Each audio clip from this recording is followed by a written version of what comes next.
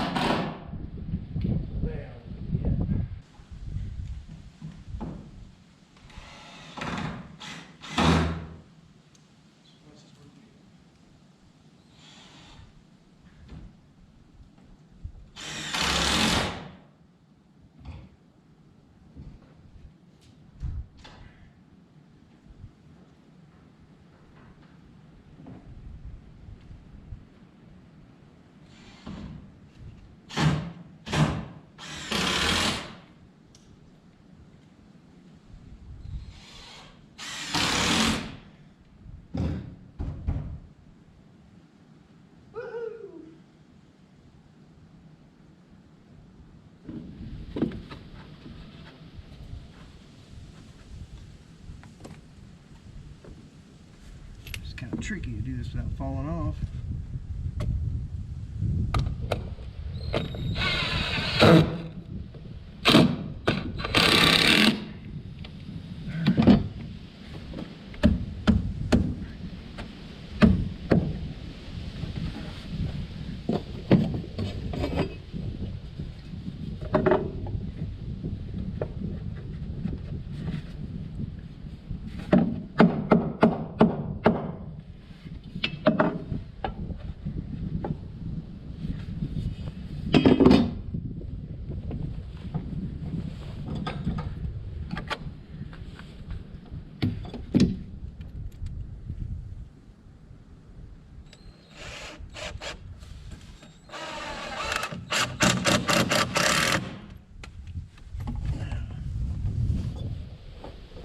Brought more screws up here. Come back with the nail gun.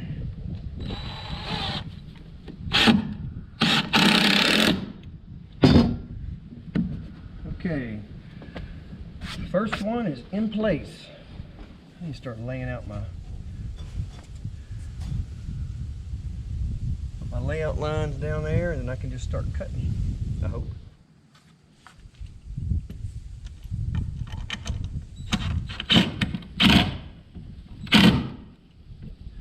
Well, what are the odds of that happening? Drilled right into another screw.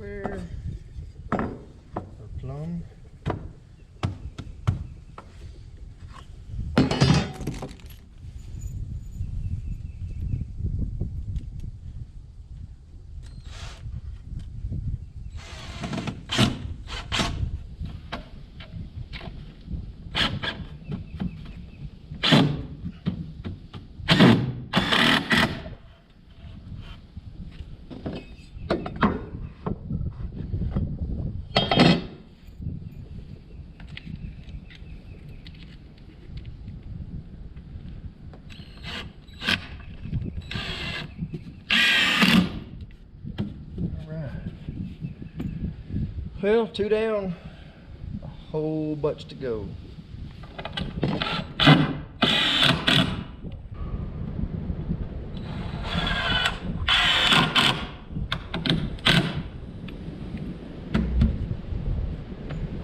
Alright, there's that part. This part is kind of slow going. It's a lot of climbing up and down, back and forth, you know, get everything trimmed to fit. So it's going to take a while.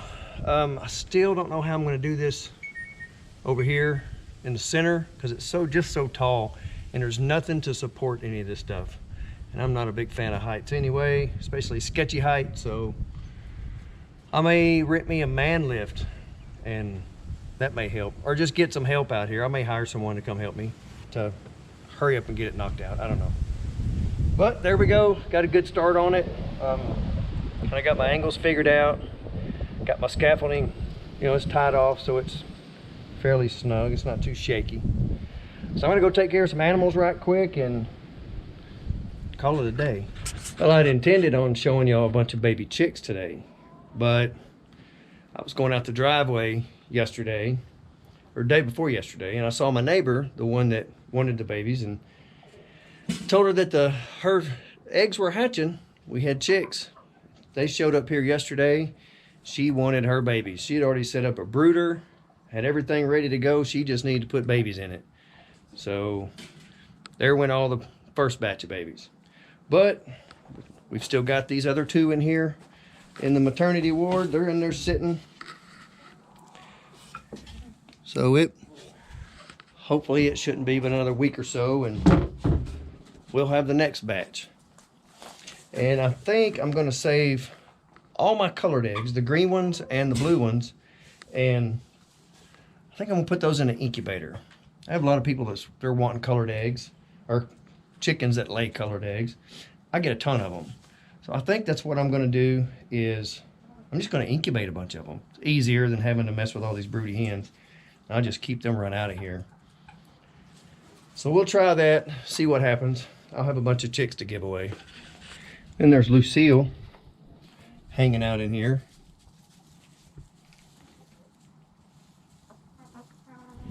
You know, it's a constant battle. First the pigs will be fighting over it, then the chickens want it. I dug them a hole with the backhoe because the pigs were liking the sunshine.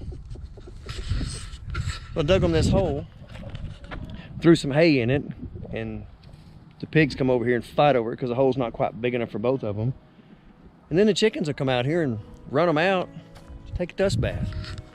Then the pigs have to go find another spot to lounge around and be comfortable.